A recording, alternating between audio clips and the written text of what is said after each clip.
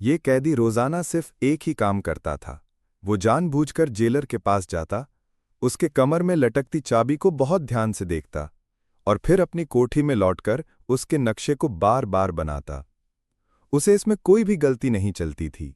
एक छोटा सा हिस्सा भी अगर छूट जाता तो वो उसे दर्जनों बार दोबारा बनाता ताकि असली चाबी की हूबहू नकल तैयार कर सके। लेकिन कहानी यहीं खत्म नहीं होती।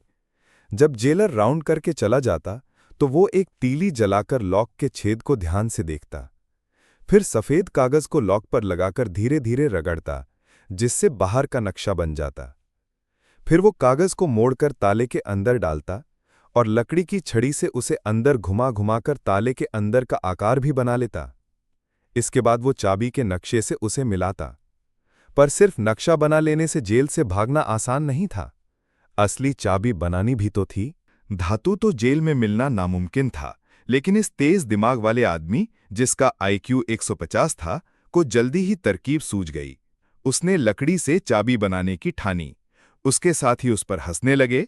लकड़ी की चाबी तुरंत टूट जाएगी, लेकिन उसने कहा कि अगर ताले की दिशा के अनुसार उसे मोड़ा जाए तो वो नहीं टूटेगी। साथी जब उसकी लगन देखे तो मान गए। उसी दिन उन्हें लकड़ी के काम के लिए वर्कशॉप जाना था। उसने वहां जल्दी से चाबी का प्रारंभिक मॉडल बना लिया। अब बस उसे कोठरी में ले जाकर तराशना बाकी था।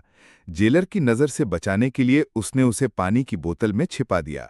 साथी ने जेलर का ध्यान भटकाया और उसने बोतल के मुंह को तौलिए से ढक दिया। जेलर को शक तो हुआ, लेकिन बोतल को हिलाने पर कुछ बाहर नहीं निकला तो उसने उसे लौटा दिया। इस तरह उसे जरूरी सामान मिल गया। फिर उसने तराश कर चाबी बनाई और उसे गोंद से जोड़ा।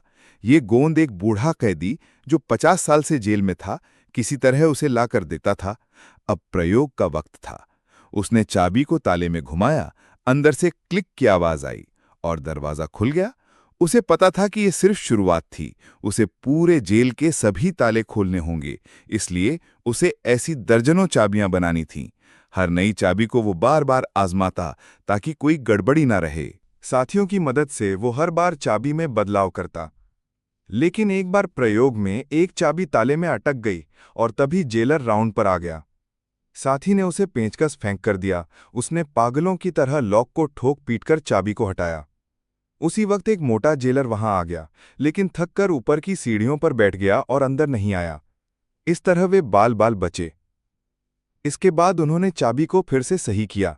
धीरे धीरे वे हर गेट की चाबी बनाते गए और उसका परीक्षण करते गए। उन्होंने जेल के अंदर ही भागने की रिहर्सल भी शुरू कर दी। एक समस्या ये थी कि भीतर से लॉक में चाबी कैसे लगाएं। तो उन्होंने चाबी को रस्सी में बांधने का तरीका सोचा, लेकिन वो काम ना आया। एक दिन उसने देखा कि बूढ़ा कैदी लकड़ी का चक्र घुमा रहा था। उसे विचार आया कि लकड़ी के पहिए से चाबी घुमा सकते हैं। उसने वैसा ही पहिया बनाया और चाबी को उसमें फिक्स कर दिया। कई बार कोशिशों के बाद उसने ताला खोल ही दिया।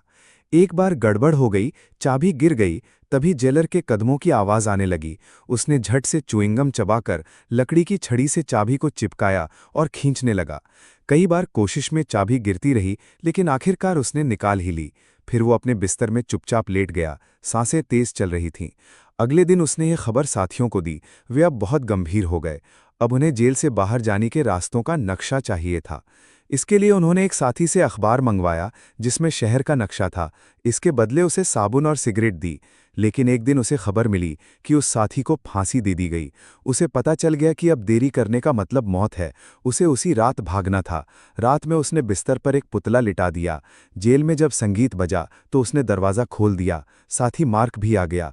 चुपचाप अगला दरवाज़ा खोला गया ताकि कोई आवाज़ ना हो। उन्होंने नंगे पांव चलना तय किया। एक एक कर वे लोहे के दरवाज़ों तक पहुंचे। ताले खोलते खोलते उनके पसीने छूट गए।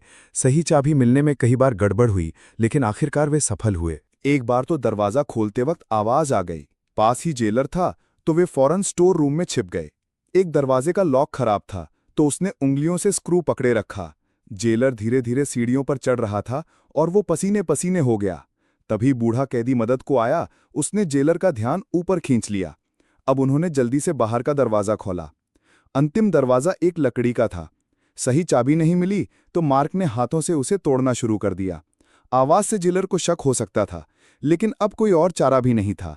10 मिनट में दरवाज़ा टूटा, तीनों ने वेश बदल लिए और बाहर निकल गए। लेकिन गेट पर गार्ड थे, तो वे धीरे धीरे ऐसे चले मानो कुछ हुआ ही ना हो। जेल से दूर जाते ही उन्होंने एक टैक्सी ली और दूसरे शहर की ओर निकल गए।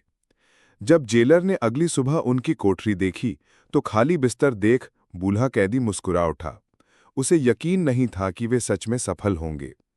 तीनों को अपनी आज़ादी पर इतना गर्व हुआ कि उन्होंने जोर से चिल्लाकर अपनी जीत का जश्न मनाया। ये एक सच्ची घटना थी। ये लोग रंगभेद नीति के खिलाफ आवाज उठाने के जुर्म में जेल में थे। 22 साल तक भगोड़ा रहने के बाद उन्हें माफी मिली। 1994 में जब नेल्सन मंडेला दक्षिण अफ्रीका के राष्ट्रपति बने, तब जाकर रंगभेद की दीवारें ढह गईं।